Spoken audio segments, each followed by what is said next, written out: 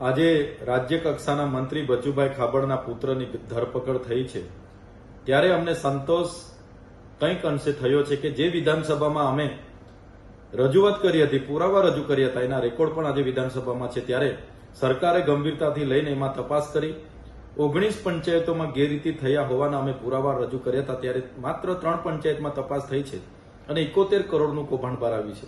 બીજી હાલમાં પણ 16 જેટલી પંચાયતો બાકી છે, એની પણ તપાસ થાય. ત્યારે મને લાગે છે કે અમારો જે દાવો હતો 250 કરોડનું કૌભાંડનો એ બહાર આવે એવો છે. સાથે સાથે એમના પુત્રની જે એજન્સીઓ, એમના લાગતા વળગતાઓની એજન્સીઓ છે, તમામ લોકોની આમાં ધરપકડ થાય. મંત્રી શ્રી બચુભાઈ ખાબડ પણ પોતાના બંધારણીય પદ પરથી રાજીનામું આપે એવી અમે માગણી કરીએ છીએ.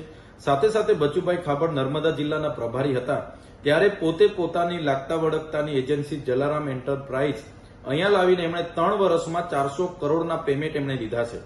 એ કામોની પણ વિજિલન્સ તપાસ કરવામાં આવે તો બચુભાઈ ખાબડની સીધી સોડવણી એમાં પણ બહાર આવે એવી છે.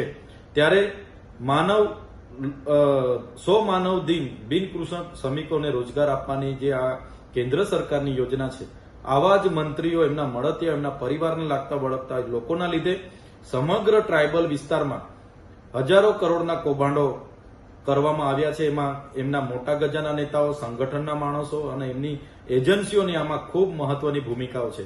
ત્યારે હું પૂરા જવાબદારીપૂર્વક સરકારને ગંભીરતાપૂર્વક ધ્યાન દોરવા માંગુ છું કે આવા મંત્રીઓને દૂર કરવામાં આવે અને તમામ જિલ્લાઓની છેલ્લા 5 વર્ષની કામગીરીની જો તપાસ કરવામાં આવશે તો આવા હજારો કરોડના કૌભાંડ આ વિસ્તારોમાંથી બહાર આવે, એની પણ તપાસ કરવામાં આવે અને બચુભાઈ ખાબડનું રાજીનામું લેવામાં આવે એવી અમે માંગ કરીએ છીએ. જો આમ કરવામાં નહીં આવશે તો આવનારા દિવસોમાં નિયામક કચેરી દાહોદ ખાતે અમારે રચનાત્મક કાર્યક્રમો આપવા પડશે અને ઉગ્ર આંદોલન તરફ જવું પડશે અને લોકોને સરકાર સામે જાગૃત કરવા પડશે, જેની સરકાર ગંભીરતાથી નોંધ લે એવી આપના માધ્યમથી હું જણાવવા માંગુ છું.